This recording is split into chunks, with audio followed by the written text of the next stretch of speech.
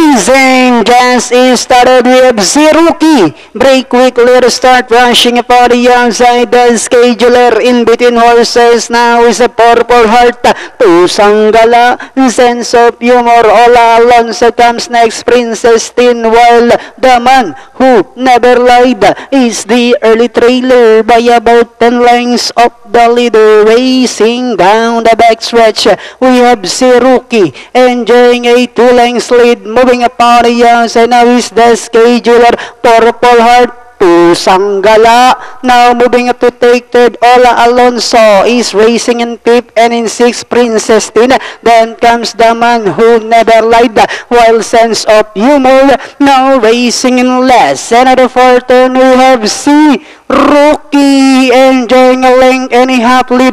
The scheduler is still in second. Pusanggala remains in third, and they are now entering the home stretch. We have Zeruki, Pusanggala moving up on the outside. The scheduler as they swing for home. We have Zeruki by a length and a half. Pusanggala is on the outside. Zeruki, Pusanggala moving up now to take the lead, and finally it's going to be Pusanggala. Zeruki, the man who never lied. Then comes the scheduler.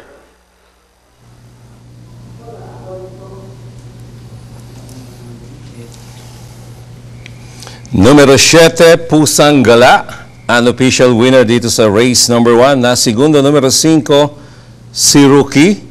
Tercero, numero 3, The Man Who